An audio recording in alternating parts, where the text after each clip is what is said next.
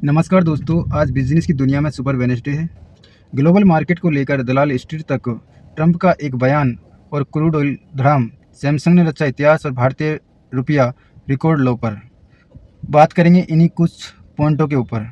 दोस्तों, आज हुआ क्या है, क्या होने वाला है, तो डिस्कस करते हैं इनके बारे में। दोस्तों, अमेरिका ईरान समझौते की उम्मीद बढ़ने से अमेरिका फ्यूचर्स में तेजी दिखी। निवेशकों को लग रहा है कि मिडिल ईस्ट तनाव कम हो सकता है, जिससे ग्लोबल बाजार का सेंटीमेंट मजबूत हुआ है। दोस्तों, अगली खबर निकलकर जो आती है, डोनाल्ड ट्रंप द्वारा हार्मुज ऑपरेशन रोकने के संकेत बाद क्रूड ऑयल की गिरावट बढ़ गई है। बाजार अब ईरान के साथ संभावित समझौते पर नज़र बनाए हुए हैं। दोस्तों, अगर ऐसे कुछ पॉइंट्स जो हम आप तक पहुंचाने की कोशिश कर रहे हैं, अगर ये वीडियो में आपको अच्छे लग रहे हो तो वीडियो को लाइक कर दें और शेयर ज़रूर करें। और अभी तक चैनल आपने सब्सक्राइब नहीं किया दोस्तों, तो चैनल को सब्सक्राइब जरूर कर लें। अल्फ़ाबेट के शेयर में तेजी आई है क्योंकि रिपोर्ट्स में एंथ्रोपिक के साथ बड़े सौदे की चर्चा हुई है। निवेशकों को एआई बिजनेस से मजबूत ग्रोथ की उम्मीद दिख रही है। सुपर माइक्रो कंप्यूटर के शेयर आफ्टर आवर्स ट्रेडिंग में उछले। कंपनी की चौथी तिमाही के लिए मजबूत आउटलुक दिया, जिससे एआई सर्वर डिमांड को लेकर भरोसा और ज़्यादा बढ़ा है। पिंटरेस्ट के शेयर में 16% तक का उछाल देखा गया है। कंपनी की तिमाही की रिपोर्ट के मुनाफे में मजबूती की बढ़ोतरी दिखी है, जिससे निवेशकों में जमकर खरीदारी का मौका मिला है। एआई मेमोरी चिप्स की मांग बढ़ने से सैमसंग का वैल्यूएशन $1 ट्रिलियन तक पहुंच गया है। कंपनी एआई बूम का बड़ा फायदा मिलता इसको दिख रहा है।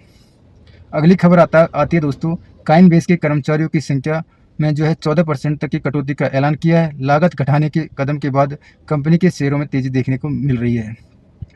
फेरारी की पहली तिमाही कमाई अनुमान से कमजोर रही। कंपनी ने आउटलुक भी बाजार अनुमान से नीचे रखा, जिससे निवेशकों की चिंता और ज़्यादा बढ़ी है। शॉपिफाई की तिमाही अनुमान के पार किया और बेहतर आउटलुक दिया। इसके बावजूद शेयरों में गिरावट रही क्योंकि बाजार को उम्मीद पहले से काफ़ी ऊंची थी। पॉलिंटर शानदार ग्रोथ की मजबूत गाइडेंस दिया, लेकिन शेयरों में गिरावट आई। निवेशकों को हालिया तेजी के बाद मुनाफा वसूली की।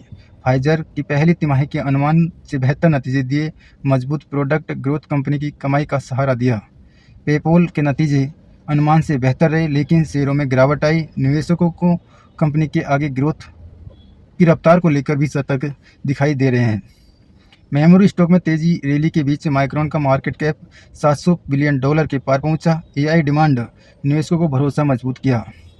एएमडी के शेयरों में 15% तक का उछाल देखा गया। डेटा सेंटर बिजनेस मजबूत ग्रोथ से कंपनी की आमदनी और गाइडेंस अनुमान से ऊपर रही। BYD की पैसेंजर इलेक्ट्रिक व्हीकल बिक्री लगातार 8 महीने में घटी है। चीन की बढ़ती प्रतिस्पर्धा का असर कंपनी की बिक्री पर लगातार साफ नजर आ रही है। ओपन एआई अपने कंज्यूमर हार्डवेयर और रोबोटिक्स बिजनेस को अलग कंपनी बनाने पर विचार कर रही है। इससे नए बिजनेस मॉडल की संभावना और ज़्यादा बढ़ेगी। पीटर थिल समुद्र लहरों से चलने वाली ocean data centre startup $1 billion का समर्थन दिया। यह टेक और ग्रीन एनर्जी का अनोखा मिश्रण माना जा रहा है। निसान यूरोप में अपने 10% कर्मचारियों की कटौती की योजना बना रही है। कंपनी 2 प्रोडक्शन लाइनों को भी मिलने की तैयारी में है। कजाकिस्तान सबसे बड़ी लिंक लेड और कॉपर उत्पादक कंपनी की यूनिट में विस्फोट हुआ। घटना के बाद सप्लाई को लेकर चिंता और बढ़ गई है। अमेरिका SEC कंपनी के लिए साल में 2 बार रिपोर्टिंग का बड़ा प्रस्ताव रखा। इस चीज से कॉर्पोरेट डिस्क्लोजर सिस्टम में बड़ा बदलाव आ सकता है। मर्स्क ने कहा है कि उसका जहाज अमेरिकी सैन्य सुरक्षा के बीच हार्मुज जल डमरू मध्य से सुरक्षित निकला। क्षेत्र में तनाव अभी भी बना हुआ है। डोनाल्ड ट्रंप ने कहा है अमेरिका हार्मुज ऑपरेशन रोकने जा रहा है और ईरान के साथ समझौता करीब है। इससे बाजार में राहत का माहौल बना हुआ है। ईरान के बयान जारी कर कहा है कि यूएई पर कोई हमला नहीं किया। इस बयान के बाद मिडिल ईस्ट तनाव को लेकर चिंता थोड़ी कम हुई है। तनाव कम होने की उम्मीद से दक्षिण कोरिया का कोस्पी इंडेक्स 7,000 के ऊपर पहुंच गया, नए रिकॉर्ड स्तर पर बंद हुआ। दोस्तों, ये वीडियो आपको पसंद आ रही होगी, उम्मीद करता हूँ, क्योंकि इसके अंदर कुछ इंपॉर्टेंट मार्केट से निकल के आए पॉइंट मैं आप तक पहुँचाने की कोशिश कर रहा हूँ। गिफ्ट निफ्टी में भारतीय बाजार के लिए मजबूत शुरुआती संकेत दिए। ग्लोबल बाजार में तेजी से घरेलू निवेशकों का सेंटीमेंट सुधरा है। रुपया जो है डॉलर के मुकाबले 2 पैसे टूटकर 95.25 के नए रिकॉर्ड स्तर पर बंद हुआ। डॉलर मजबूती का दबाव बना हुआ है। कैबिनेट ECLGS 5.0 योजना की मंजूरी दी है। सरकार ने वेस्ट एशिया से प्रभावित कारोबार और एयरलाइंस को राहत देने के लिए 18,100 करोड़ रुपए की आवंटित किए। एल&टी ने चौथी तिमाही के नतीजे अनुमान से कमजोर रहे। हालांकि कंपनी की वेस्ट एशिया तनाव को लेकर निवेशकों की चिंता कम करने की कोशिश की। M&M के बाजार अनुमान से बेहतर ग्रोथ गाइडेंस दिया। इसके बाद कंपनी के शेयरों में तेजी देखने को मिली। हीरो मोटरकॉर्प चौथी तिमाही के अनुमान से बेहतर प्रदर्शन किया। मजबूत वॉल्यूम ग्रोथ कमाई से निवेशकों को प्रभावित किया। कोफोर्ज रेवेन्यू ग्रोथ अनुमान से कमजोर नहीं रही, लेकिन मार्जिन सबको चौंका दिया है। मजबूत फ्री कैश फ्लो भी कंपनी के लिए सकारात्मक संकेत रहा।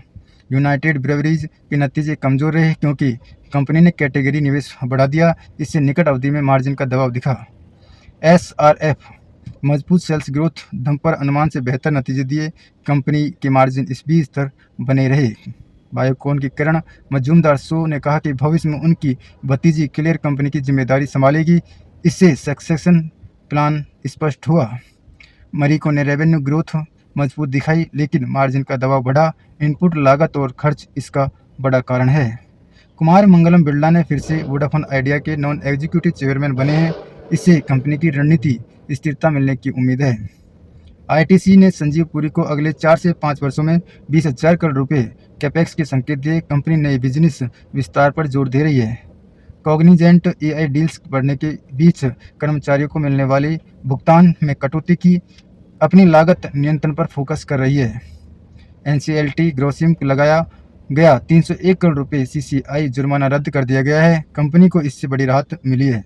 सुप्रीम कोर्ट के बिना दावे वाली जमा राशि मामले में केंद्र ने सेबी से जवाब मांगा है। ये मामला सुरक्षा से जुड़ा माना जा रहा है। टाटा समूह भूटान हाइड्रो जॉइंट वेंचर को वर्ल्ड बैंक से मंजूरी मिल गई है। इससे परियोजना में फंडिंग और गति मिलने की उम्मीद है। NSE चौथी तिमाही का 19% बढ़ा।